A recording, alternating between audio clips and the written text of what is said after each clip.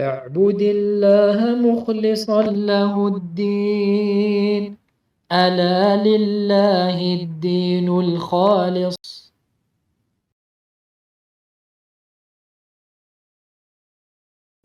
Combien parmi les jeunes jurent sur autre qu'Allah tabaraka wa ta'ala? Pourquoi ces jeunes-là jurent sur autre qu'Allah? Parce qu'ils n'ont pas étudié Tawhid. Parce que leurs parents ne leur ont pas inculqué le Tawhid et la définition du Tawhid. Donc forcément, n'attends pas à ce que ton enfant ne tombe pas dans le shirk. Il va tomber dans le shirk. Il va avoir des croyances contraires au Tawhid. Des croyances par rapport à la main de Fatma, par rapport à certaines choses qui pour lui sont des protections contre le mauvais œil ou contre le sihr ou contre le shayatin, alors que c'est du shirk, billah subhanahu wa ta'ala. Mais pourquoi? Parce qu'il n'a pas étudié. Donc celui qui n'a pas étudié le tawhid, il va tomber dans le shirk. Que ce soit du shirk asghar, voire akbar. Et cela est tout à fait possible.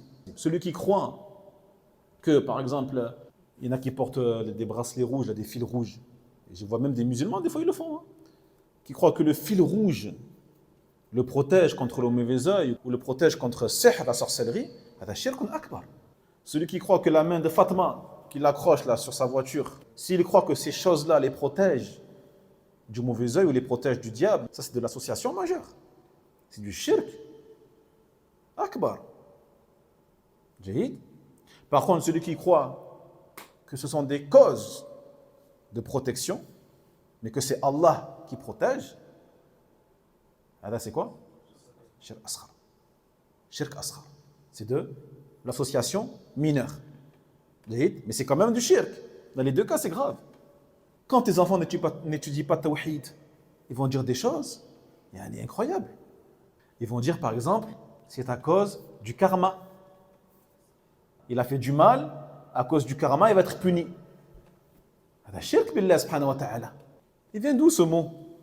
Il vient des croyances bouddhistes, polythéistes. Comment un monothéiste, il prend des mots comme ça? Le karma, les jeunes disent ça. T'as pas entendu les jeunes disent ça? Un jeune, par exemple, qui a fait du mal à quelqu'un, et qu'après, d'un coup, il lui arrive quelque chose de mal, par la suite, ils disent, voilà, c'est le karma. Ils disent pas, c'est Allah qui l'a puni. Ils disent, c'est le karma. Comme s'il y avait une force supérieure, autre qu'Allah tabarak wa ta'ala. Non. Subhanallah. Ça, c'est du shirk, billah, subhanahu wa ta'ala. C'est quoi le karma? T'as inventé un nouveau Dieu ou là? Non, le musulman, il dit, regarde, Allah, Allah il t'a éprouvé pour ce que tu as fait. Par exemple. Ou qadar Allah, Allah il t'a prédestiné. Regarde, Allah il t'a mektoub. Mektoub, naam, mektoub. Mais le karma, là. Ou alors l'expression, ils disent les planètes sont alignées. Quand les planètes seront alignées. Et encore une fois, ça c'est une croyance qui est puisée des croyances grecques à l'époque, qui croyaient aux astres. Et que lorsque certaines étoiles étaient alignées d'une certaine manière, eh bien, il allait se produire telle ou telle chose. C'est tanjim, ce qu'on appelle tanjim. C'est shirk billah. Mais pourquoi ces musulmans-là disent ces choses-là, ces horreurs? Ils n'ont pas étudié. Ils n'ont pas étudié, ils sont restés dans un état d'ignorant, en croyant que la ilaha illallah, c'est juste croire que Allah c'est le seul créateur, c'est le seul Seigneur. Non, ça ne veut pas dire ça. La ilaha illallah, ça veut dire qu'Allah tabaraka wa ta'ala, c'est le seul qui est digne d'être adoré en tout. Et que c'est lui qui prédestine les choses et personne d'autre à part lui subhanahu wa ta'ala. C'est lui qui punit, c'est lui qui élève, c'est lui qui humilie, c'est lui qui rabaisse. C'est lui qui prédestine, c'est pas les étoiles.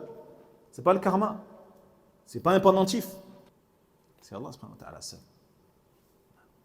وينجي الله الذين اتقوا بمفازتهم لا يمسهم السوء ولا هم يحزنون.